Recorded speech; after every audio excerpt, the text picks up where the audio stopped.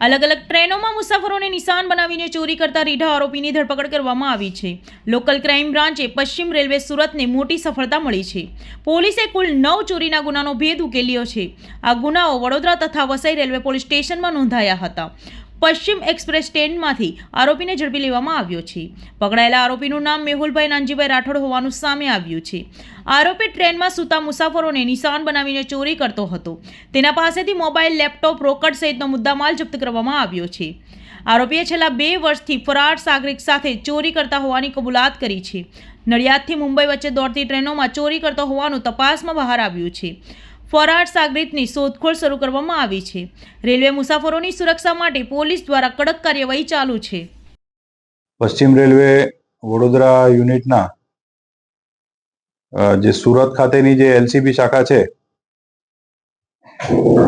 તેઓ દ્વારા એલસીબી શાખાની ટીમ દ્વારા રેગ્યુલર પેસેન્જર ટ્રેનોમાં પેટ્રોલિંગ કરવામાં આવે છે।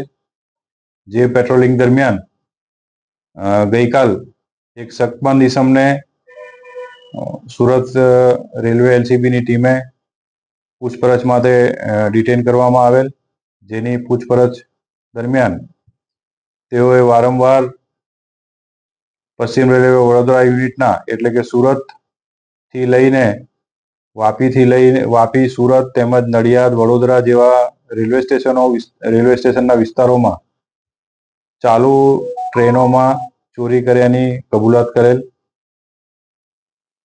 જે આરોપીની ડિટેલમાં વિગતવારની પૂછપરછ કરી અને તેની પાસેથી વિગત મેળવતા તેઓએ અત્યાર સુધી ઘણા બધા ગુના રેલવેમાં પેસેન્જર ટ્રેનોમાં મુસાફરોની જે મિલકત છે જેમ કે લેપટોપ, મોબાઈલ, સ્માર્ટ વોચ વગેરે ચોરી કરેલ હતી, જેની તમામ વિગત તેઓએ પૂછપરછ દરમિયાન જણાવેલી। સદર આરોપી પાસેથી એના કબજામાંથી જ્યારે એને ડિટેન કરવામાં આવેલ ત્યારે પણ એની પાસેથી એક લેપટોપ મળી આવેલ છે જે એની માલિકીનો ન હતો, તેમજ બીજા 2 મોબાઈલ, સ્માર્ટ વોચના ચાર્જર, સ્માર્ટ વોચ વગેરે એની પાસેથી મળી આવેલ છે। જેથી આરોપીને પશ્ચિમ રેલવે વડોદરાના એલસીબી શાખાએ ગઈકાલે તેઓની કબૂલાત મુજબ અને તેના પુરાવા મળી આવતા એક ગુનામાં કાલે એરેસ્ટ કરવામાં આવેલ છે અને આવા ઘણા બધા ગુનાની કબૂલાત તેઓ દ્વારા કરવામાં આવેલ છે।